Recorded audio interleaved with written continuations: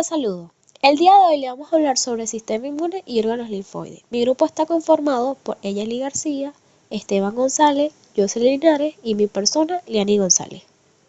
Para iniciar, vamos a empezar definiendo el término sistema inmune. ¿Qué es el sistema inmune? El sistema inmune es la defensa natural del cuerpo frente a las infecciones por organismos como virus, bacterias, parásitos y otros efectos nocivos de moléculas extrañas, mediante una serie de pasos llamados respuesta inmune, que es la que se encarga de atacar los microorganismos que invaden el cuerpo y causan enfermedades. Componentes del sistema inmune. Entre los componentes del sistema inmune tenemos el tejido linfático, los órganos linfoides, los linfocitos y las células del sistema inmune. Los linfocitos, aparte de estar presentes en la sangre, linfa y aislados en el tejido conectivo y epitelio, se encuentran como masa densamente empaquetados en el tejido conectivo laxo denominado tejido linfoide. Algunos órganos están compuestos en su mayor parte por tejido linfoide y se le conoce como órganos linfoides. Tejido linfoide es un tejido reticular cuya célula principal es el linfocito. Es el lugar donde proliferan los linfocitos, se diferencian, maduran y educan para reconocer y destruir agentes específicos. Es un tejido especializado, se encarga de vigilar las superficies corporales y compartimentos internos. Reacciona frente a la presencia de sustancias extrañas y nocivas. Se distinguen dos tipos de tejido linfoide, el tejido linfoide difuso y el tejido linfoide nodular. El tejido linfoide difuso, las células linfáticas, no se disponen según su patrón particular, estas por el contrario están dispersas de forma aleatoria. Como podemos observar en la presente imagen del tejido linfoide difuso, nos encontramos con un tubo digestivo. Esta se diferencia por la glándula grande que se imagina en la lámina propia. Esta área se denomina túnica mucosa y presenta un epitelio glandular. La lámina propia, que es la que se encuentra en el área central, en esta se encuentran células de linfocitos B y T y algunas células de dendrita folicular. El tejido linfoide difuso se encuentra dispersa, no siguen un patrón particular como ya dijimos anteriormente. Presentan otros tipos de células en el tejido conectivo laxo. Tejido conectivo nodular. Los linfocitos forman agrupaciones o acumulaciones como los observados en las amígdalas, placas de Peyer, apéndice y nódulo solitario del tubo digestivo. La imagen presentada a la derecha es de un tejido linfático nodular de un tubo digestivo, específicamente del intestino delgado. En la parte superior presenta vellosidades, en la parte superior izquierda, lámina propia y epitelio. Además de esto, presenta un área circular que es de un nódulo linfático. En la área blanca o pálida presenta el centro germinativo que evidencia que es un nódulo linfático secundario. Las células en contacto con el centro germinativo un poco más oscuro de células forman el manto coronal y los demás siguen formando parte del nódulo linfático. Órganos linfoides. Los órganos linfoides se clasifican en órganos primarios y secundarios. Los órganos inmunes primarios son la médula ósea, donde se originan y maduran los linfocitos B y el timo, en la cual las células madres linfoides se diferencian a linfocitos T inmunocompetentes. Esta propiedad le permite a los linfocitos viajar a través del torrente sanguíneo por medio de los órganos inmunes secundarios, como el ganglio, el vaso, el tejido linfoide, las superficies epiteliales, el tejido conectivo, en las cuales van a cumplir sus funciones inmunológicas. Entre los órganos linfoides primarios tenemos la médula ósea, que tiene la función de hematopoiesis, esto es, producir todas las células que componen la sangre. Además de esto, también tenemos el timo, que cumple con la función de madurar a los linfocitos T. Órganos secundarios. Entre los órganos secundarios tenemos el vaso, que tiene la función de filtrar la sangre y limpiarla de formas celulares alteradas. Los ganglios linfáticos, que son pequeñas acumulaciones de tejido linfoide envueltas por una cápsula que se interpone en el recorrido de los vasos linfáticos, y el tejido linfoide asociado a las mucosas. Esta incluye agregados de tejido linfoide que se encuentran situados cerca de la mucosa, del aparato respiratorio y del aparato digestivo. Células del sistema inmune. La célula del sistema inmune es una red compleja de células como los linfocitos y órganos que trabajan juntos para defender al cuerpo de sustancias extrañas. Entre las células del sistema inmune tenemos los linfocitos, las células madre linfociarias, las células plasmáticas o plasmocitos, los macrófagos y las dendritas folicular, además de los leucocitos o glóbulos blancos. Los linfocitos son células efectoras de la respuesta del sistema inmunológico a la sustancia nociva y desde el punto de vista funcional se reconocen tres tipos: los linfocitos T, los linfocitos B y los linfocitos NK. La célula madre linfociaria se convierte en linfoblasto y luego en un tipo de linfocito, específicamente el linfocito B. Las células plasmáticas, su papel consiste en la secreción de grandes cantidades de anticuerpos. Existen tres tipos de linfocitos: el linfocito T, que representa del 60 al 80% de las células circundantes, el linfocito B, que representa del 20 al 30%, y el linfocito NK, que representa del 5 al 10%. Los linfocitos se generan a partir de la médula ósea que dará origen a las células madre linfociarias hasta completar su maduración. En el caso de los linfocitos T, este recibe su nombre debido a que estas viajan hasta el timo para completar su desarrollo. Tienen una vida larga y son los responsables de la inmunidad medida por las células. El linfocito B se denomina así debido a que en las aves se lleva a cabo en las bursas de Fabricio. En el caso del linfocito NK, esta tiene una capacidad de destruir cierto tipo de células transformadas. Inmunidad o respuesta inmune es un conjunto de mecanismos defensivos que le confieren al individuo cierta insensibilidad frente a las infecciones de los microorganismos.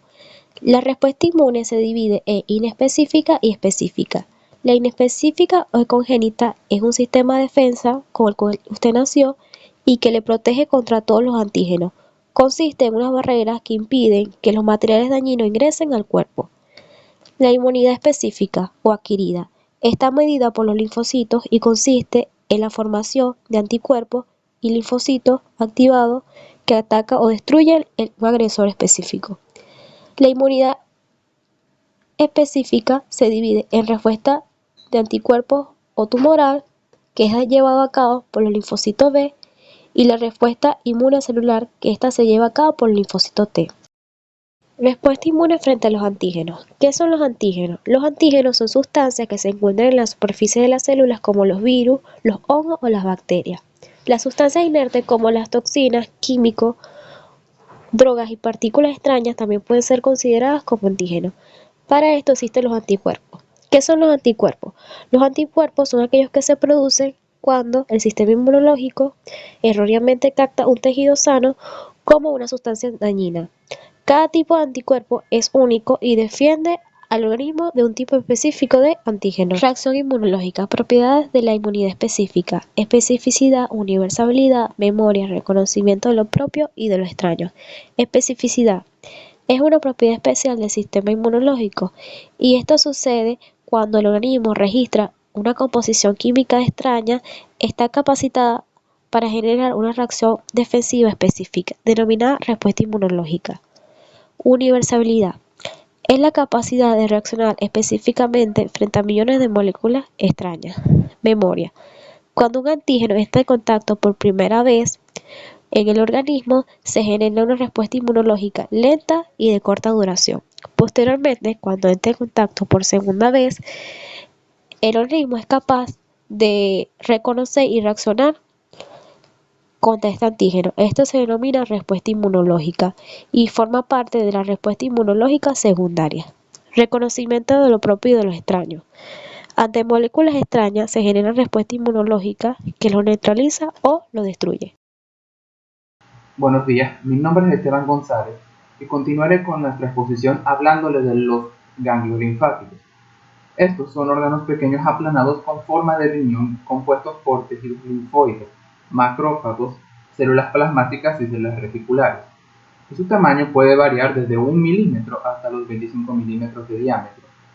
Estos están localizados en el trayecto de las vías linfáticas en áreas como el cuello, las axilas y la ingle, pero abundan especialmente a lo largo de los grandes vasos del mediastino y el abdomen, como pueden observar en la imagen al lado de la pantalla. Los ganglios linfáticos están constituidos primordialmente por una masa parenquimatosa de tejido linfoide, atravesada por vasos linfáticos especializados llamados senos.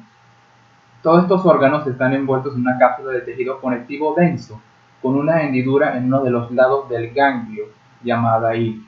Desde la cápsula se extiende hacia la sustancia del ganglio un número de trabéculas ramificadas que atraviesan el ganglio de un lado a otro, dividiéndolo en varios compartimientos. Los ganglios linfáticos son atravesados por numerosos vasos linfáticos aferentes, como podemos observar en la parte superior de la imagen de este corte transversal del ganglio. Estos se transformarán en senos marginales, corticales y medulares, para luego emerger por la región iliac como vasos linfáticos eferentes, eso sí, en menor cantidad a los vasos linfáticos aferentes. Y también por esta región podemos observar que se encuentran las arterias nutrientes y las venas, que estas emergen también por la región ilial del ganglio linfático y forman parte del sistema circulatorio. Todos los ganglios linfáticos poseen una estructura en común, llamada el parénquima, que es una masa densa de células linfoides, dividida en corteza y médula. La primera de estas se caracteriza por tener una coloración intensa basófila, debido al gran número de linfocitos pequeños que se encuentran en ella, y la segunda se caracteriza de la otra por tener una coloración más clara, ya que a través de ella van los senos medulares. El parénquima cortical está distinguido por los nódulos linfoides. Estos en sí están separados por un tejido linfoide difuso, lo cual les da una diferenciación a estos de nódulos primarios y nódulos secundarios. Estos otros se generan de los primeros después de la estimulación antigénica. Las células que constituyen a esta masa son los linfocitos T y B, las células dendríticas, plasmáticas y los macrófagos. Y el parénquima medular está organizado en torno a los pequeños vasos sanguíneos, que estos a su vez forman los cordones medulares, y son delimitados a su vez por los senos medulares. En cuanto a la histofisiología de los ganglios linfáticos, podemos describir a estos como filtros, que están interpuestos en el camino que recorre la linfa e impiden la entrada al torrente sanguíneo de partículas y sustancias ajenas, de esta forma ejerciendo una vigilancia inmune sobre sus determinantes antigénicos. Hay que destacar que la filtración en sí se basa sobre todo en mecanismos mecánicos que en mecanismos biológicos. Los senos linfáticos poseen una configuración en forma laberíntica, que provoca una velocidad de flujo relativamente baja. Esto permite que los microorganismos infecciosos y ciertas células ajenas sean atrapadas para luego ser fagocitadas por macrófagos, es decir, expulsados del sistema. También los ganglios linfáticos son responsables de la respuesta inmunológica primaria, gracias a los linfocitos T y la activación de los linfocitos B, que son responsables de la producción de las inmunoglobulinas, que posteriormente se producen linfocitos T y B y de memoria, que son responsables de la respuesta secundaria ante el mismo antígeno si éste se repite. Este mecanismo forma parte de la memoria inmunológica. A continuación, las características de los órganos linfoides destacando su función en el organismo. Primero tenemos lo que son los estromas del tejido linfoide. Estos están formados por una malla de tejido reticular o retículo. En la estroma se destaca un retículo celular y un retículo extracelular. El retículo celular lo forman las células reticulares, las cuales son grandes con prolongaciones citoplasmáticas ramificadas que acompañan las ramificaciones de las fibras, formando una red de mallas finas, y retículo extracelular son las fibras reticulares. En el timo, este retículo es solo celular, mientras que en el resto de los tejidos linfoides está formado por células y fibras reticulares. Luego tenemos el timo, que es un órgano ubicado en la parte superior del tórax, por detrás del esternón. En el nacimiento tiene un peso aproximado de 12 a 15 gramos. Cuando el individuo llega a la pubertad, su peso es de 30 a 40 gramos.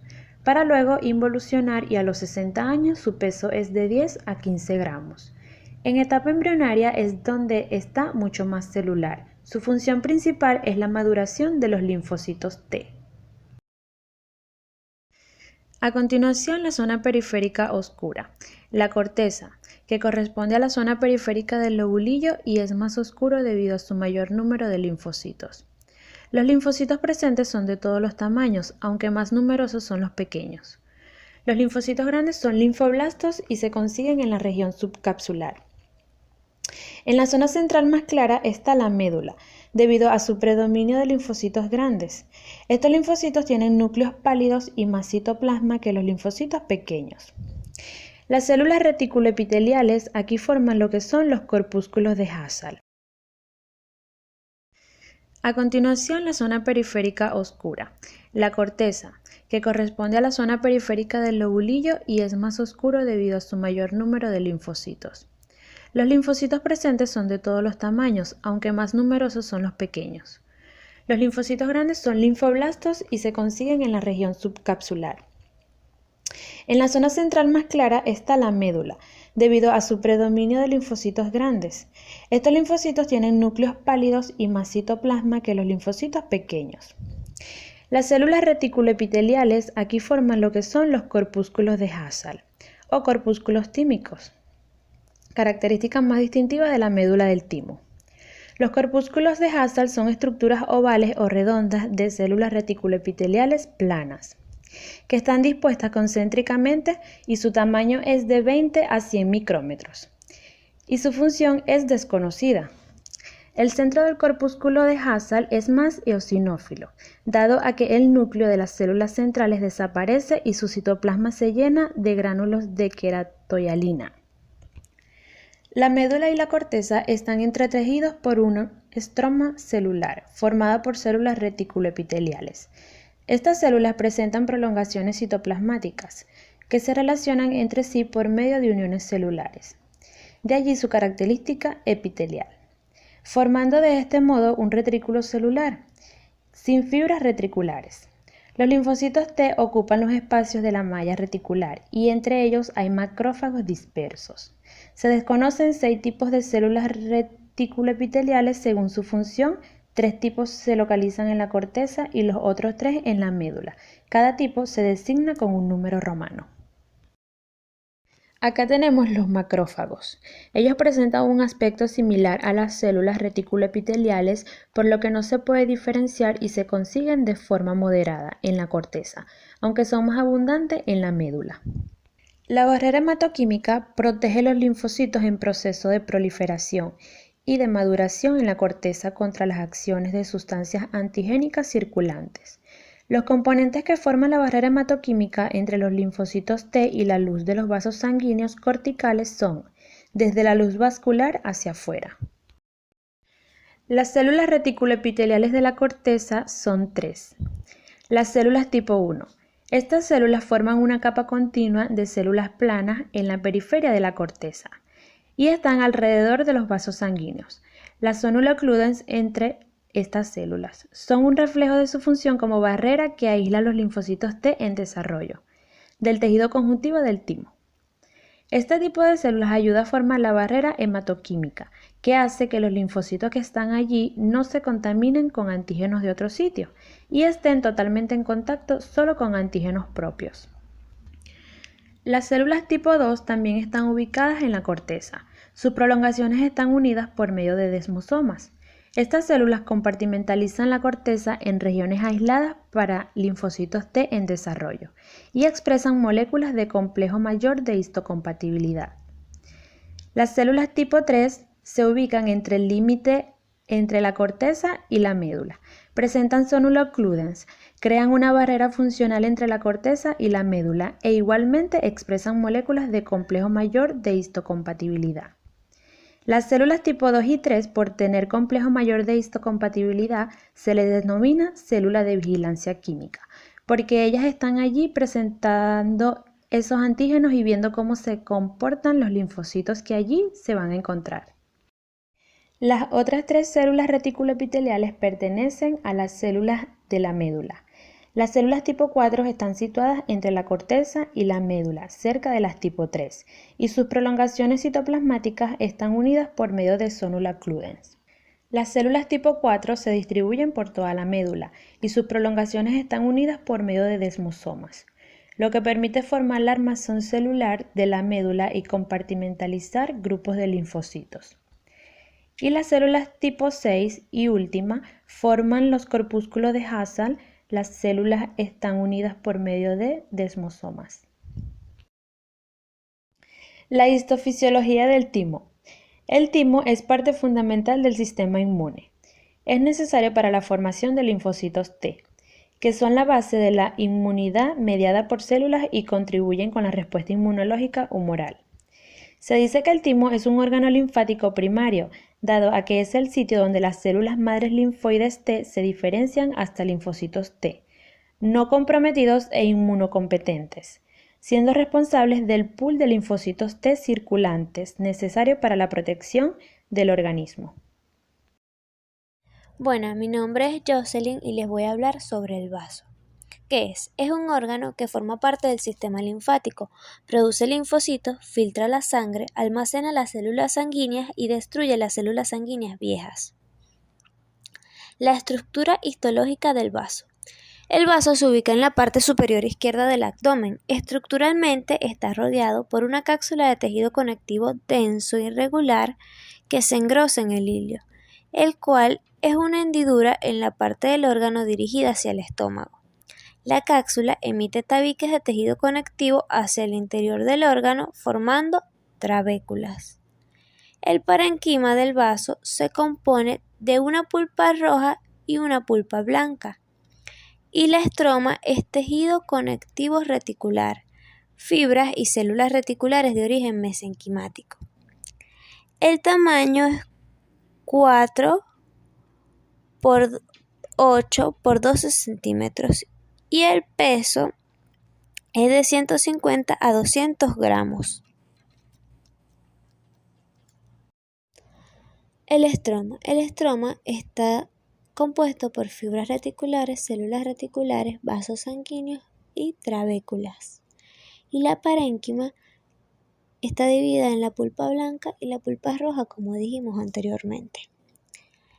La pulpa blanca es tejido linfoide formado por una parte cordonal, la vaina linfoide periarterial y otra nodular, y folículos linfáticos. Es basófila. Con las tinciones de hematocinetina, los folículos linfáticos se observan como estructuras esféricas basófilas o blanco grisáceo, ubicados entre la pulpa roja.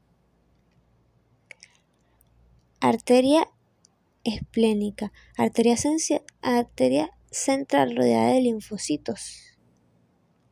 La vaina periarterial se extiende desde la arteria trabecular, penetra la pulpa blanca hasta casi la formación de capilares.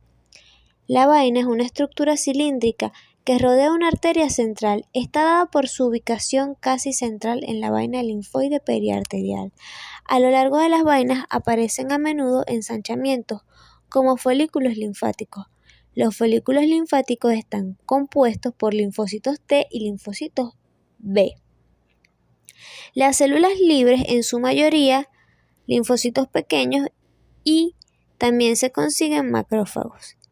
Posee retículo que está formado por fibras y células reticulares. La pulpa roja está formada por grandes irregulares sinusoides esplénicos separados por cordones de tejido, los cordones de Billroth o esplénicos.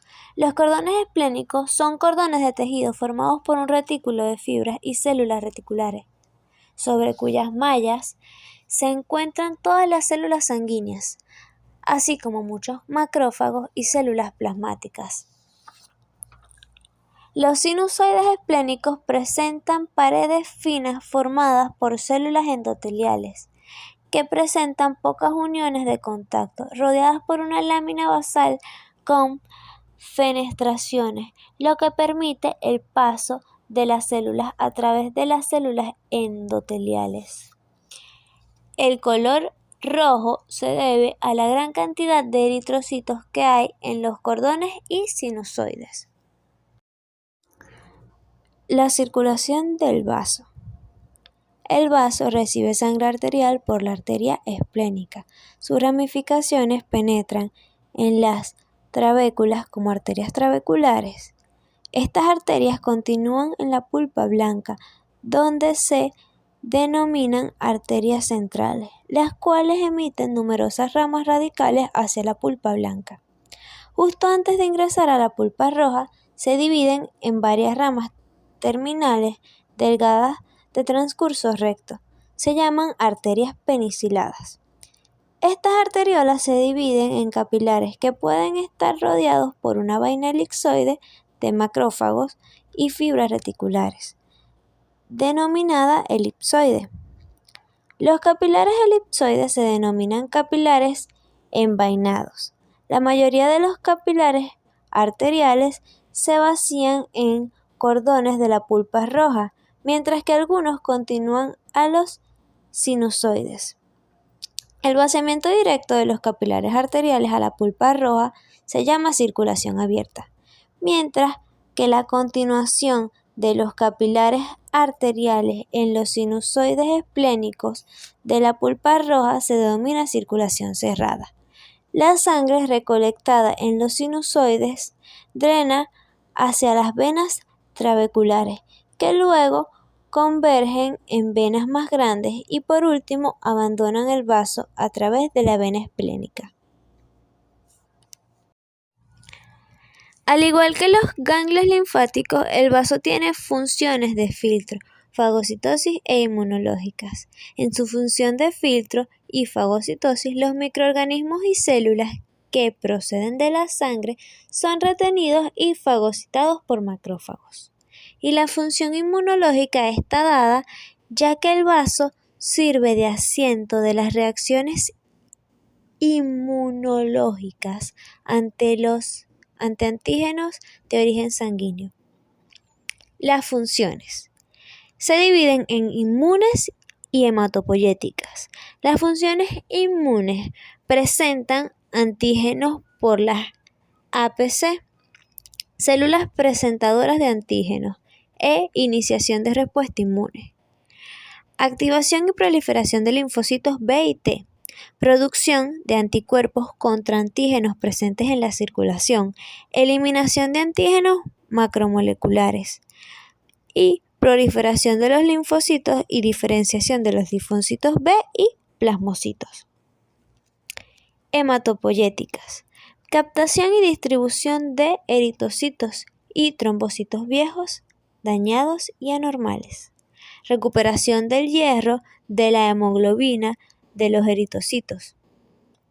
Formación de eritocitos durante la cierta etapa de la vida fetal. Y almacenamiento de sangre, en especial de eritrocitos en algunas especies. Muchas gracias. Espero que les haya gustado nuestra exposición.